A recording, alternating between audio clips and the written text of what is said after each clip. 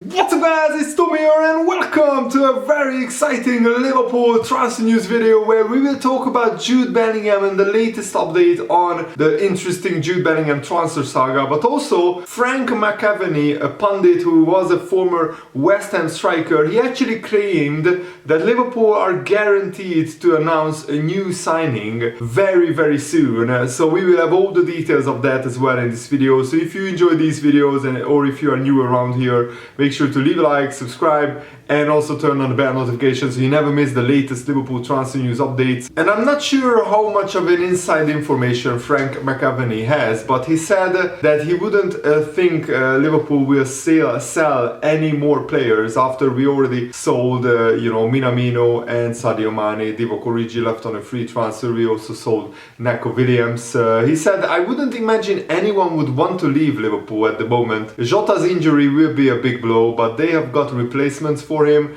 He's not going to have people queuing up at his door asking to leave. He's talking about Jurgen Klopp, that's for sure. I wouldn't worry about it, and I can guarantee that they will bring somebody else in. So he hasn't revealed what he bases this on, but I think that's very exciting that Liverpool could potentially still make another transfer. And Fabrizio Romano also said that Jurgen Klopp has explored signing Jude Bellingham this summer, but because Dortmund firmly said they aren't going to sell him unless a monumentally big transfer offer comes in well over £100 million, they are keeping Jude Bellingham this summer. But that means that Jurgen Klopp actually talked to Dortmund on the availability of Jude Bellingham, that Liverpool have a long-term plan to sign Jude Bellingham. He is our long-term transfer target. And Fabrizio Romano revealed Jurgen Klopp in the last 24 hours said he was a fantastic player and everything, but he's not on the market. The reality is that Liverpool immediately after missing out on Aureli and Tchouaméni, who went to Real Madrid for £100 million, they were exploring this discussion and the possibility of going for Jude Bellingham. But it was not even a negotiation because Bellingham is not on the market. After Dortmund lost Erling Haaland, they brought in Karim Adeyemi from Salzburg, they brought in Sebastian Haller from Ajax. So those are brilliant replacements for Haaland. Of course not at the same level as Haaland, but still two great strikers. But they didn't really want to lose another star player. Bellingham is probably Dortmund's best midfielder apart from Marco Reus, their captain and their leader, and they didn't want to sell him in the same transfer window when they lost Haaland, because Dortmund are still trying to build a club, a team who can challenge for the Bundesliga title, and they want to do much better in the Champions League as well. They got knocked out in the Champions League group stages, and then in the Europa League they got knocked out by Rangers as well. So Fabrizio Romano said no bid, no discussion, no negotiation for Jude Bellingham right now from Liverpool. Bellingham will not leave this summer, but next summer I believe he will be on the agenda almost every week, especially for Liverpool. And the fact that Liverpool tried to sign Tchouaméni, the fact that we have been talking about Jude Bellingham for months, indicates that Liverpool think we need to add another midfielder. But Liverpool usually wait for their first choice transfer target.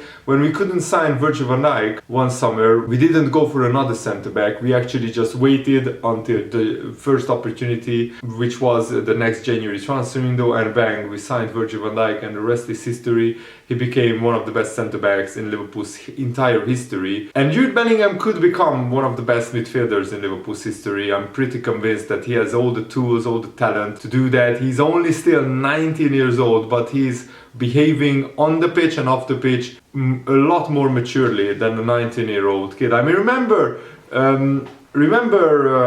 other players who weren't as mature as Jude Bellingham at like 24, 25, 26 years old. Steven Gerrard even wasn't as mature as a 19-year-old as Bellingham is right now. And Bellingham already made 15 appearances for the England national team. His idol growing up was Steven Gerrard. His idol right now and his role model is Jordan Henderson. They are very good friends. So everything points to the right direction, that probably Liverpool have an agreement in place with Bellingham that if he becomes available on the market, then we will be the first choice club for him. And Liverpool, I think, have been very smart, very shrewd with their transfers. Yes, we signed Darwin Nunez for close to 80 million, and if all the add-ons and bonuses are triggered, it could go up to 85 million pounds. But not only are Liverpool brilliant in buying players, they are also brilliant selling them. We sold Sadio Mane and that transfer fee could go up to 35 million. We sold Takumi Minamino for around 15.5 million. We sold Neco Williams for 17 million. So just these three transfers in total are more than 60 million pounds combined, you know, if all the add-ons and club bonuses and everything are triggered. So we almost made the money back in player sales that what we spent on player transfers, which I think is pretty special and pretty epic. And it proves once again that Liverpool are run in a very self-sustainable way and in a very organized way. And it also explains why Liverpool are prepared to spend big next summer to sign Jude Bellingham. With their transfer outlay this summer relatively modest, we only spent like 15-20 million net spend. And that is, I think, remarkable that Liverpool spent this little, considering we just broke our transfer record by signing Darwin Nunez. And I also love the fact that Jurgen Klopp has spoke out on the criticism that Darwin Nunez has received from rival fans and from Liverpool fans as well. Jurgen Klopp said, "I'm not worried at all about the Nunez facing pressure in pre-season. The general judgment is 0.0% interesting. It will be like this, and we all know it's a joke or a game for some people to pick out some situations where a player is not doing well." He's talking about the Twitter trolls. I mean, Jurgen Klopp is probably sometimes reading Twitter, or people are telling him what people are writing on Twitter, but it's actually good that he probably advises players to ignore that and just to listen to what the Liverpool management team has to say on their performance, because that's what is really important. The only really important thing, Klopp said, first and foremost, is how I judge the situation for the player. I couldn't be more calm about it. I'm completely convinced about Darwin Nunez's potential, and actually what our people think, and the Liverpool supporters in the whole world, they should know now after a while that new players need time. And they get time, and we should be the first, all Liverpool supporters on this planet, who just delete the fee we paid, just delete it, it's not important. Now he's a Liverpool player, what is important is how he does on the pitch, and how he behaves off the pitch is also important. And Noah Whelan, a pundit, also said to Football Insider that Liverpool will move for Jude Bellingham next summer. He said, "Liverpool have gone out and spent quite a lot of money this summer. Carvalho has come in, they have spent a staggering amount on Nunez as well, which is their answer to the Erling Haaland deal. The question is, do they need any defensive midfielders? They've got Milner, Henderson, Fabinho, as well as other players who can make an impact. Do they need to force a transfer through for the sake of it? We know who their number one target is. It's Jude Bellingham, and they will be moving for him next year. Man City might have made their move a bit earlier by getting Calvin Phillips in, but Liverpool may be waiting until next season in order to get their man. I don't expect it to weaken Liverpool this season if they do wait around. I'm not expecting it to be a one-horse race. It's still going to be an intriguing and exciting season in the Premier League. How do you see it unfolding? It's quite unusual and strange that Man City are selling so many of their first-choice players. They already sold Raheem Sterling. They sold Gabriel Jesus as well. Those were two players who played quite a lot of games for Man City. They are selling Zinchenko as well. They lost Fernandinho on a free transfer. But I guess maybe Man City are planning to buy one more player, and it could be a big signing. I really hope not, but I just have a feeling that they will again splash out 50-60 million on another midfielder. But they just signed Mahrez on a new contract. They want to give Jack Grealish a bigger role. Probably they want Julian Alvarez to have more playing time. But still, it's interesting that Man City are selling so many of their first-team players. Let's hope it backfires, because that could help Liverpool. Some English papers also said that Jude Bellingham's family has visited the AXA training center, a training ground at Liverpool, just to get more familiar with the club. Probably Liverpool invited them so they can have a personal, close look into what kind of environment Jude Bellingham would arrive at if he were to sign for Liverpool. So Liverpool are doing everything in their power to lay all the groundwork down for Bellingham to become a Liverpool player one day. And one of the main reasons why Liverpool are so calm about this is that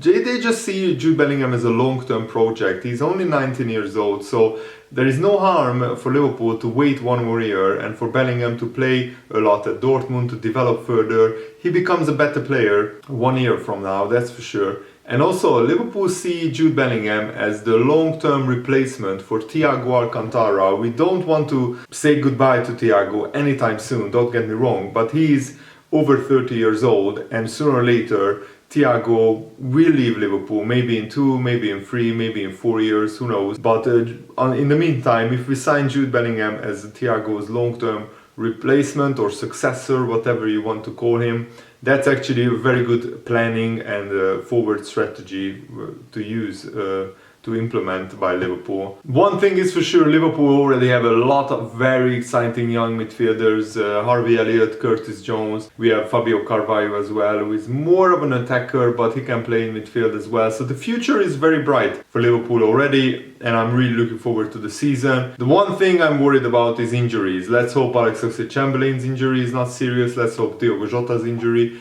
is not serious, but Jota already will miss pre-season, so it will put a little bit more pressure on Darwin Nunez to perform when he hits the ground running. But he only needs to perform when the season starts. In pre-season I'm not too worried how he does. Hopefully Liverpool will work out how to supply balls and supplement balls to Darwin Nunez, because that's how you get the best out of a striker. You put great assists, great balls into his feet. And also remember, Jude Bellingham is from Birmingham. He came through the Birmingham City Academy, so he is from the Midlands, so he might want to move up north back into England to be closer to his family. He wouldn't want to go to London, for example, which is quite far away from Birmingham, and so hopefully that is another factor in favor of Liverpool, that Jude Bellingham surely wants to get back to England and to get back closer to family. And Erling Haaland, when he was unveiled at Man City, he was asked about Jude Bellingham and he said something very interesting. We talked a lot about staying at Dortmund, and in the end we talked about England as a country and everything, and hopefully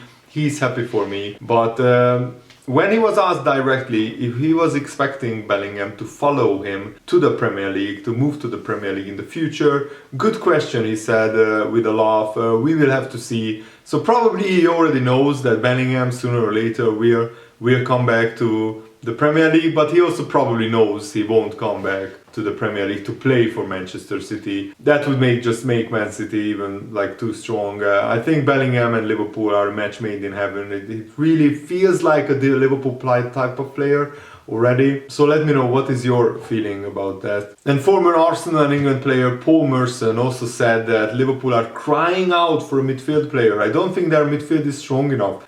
Jude Bellingham is a good player. I think he would be a great signing, but I already talked about this. Merson saying Liverpool's midfield is not good enough. I mean, how on earth did Liverpool then almost win the quadruple? How did we get to the Champions League final when we don't have a good midfield? How did we run Man City so close to the Premier League title? We were 15 minutes away from winning the Premier League title.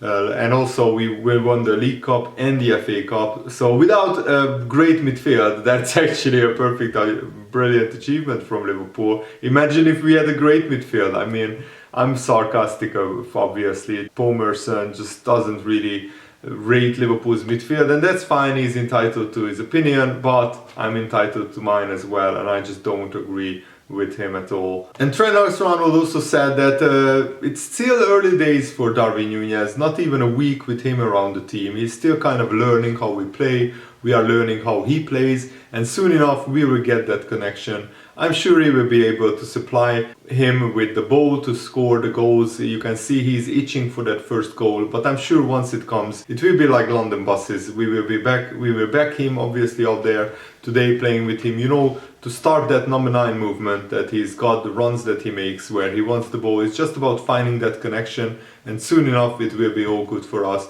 So Trent is calm, Jurgen Klopp is calm about Darwin Nunez, and I'm sure that sooner or later Liverpool will start getting the best out of Darwin Nunez, and then we will start banging in the goals. Thanks for watching guys, hope you enjoyed this. Have a nice day. See you later. Good night.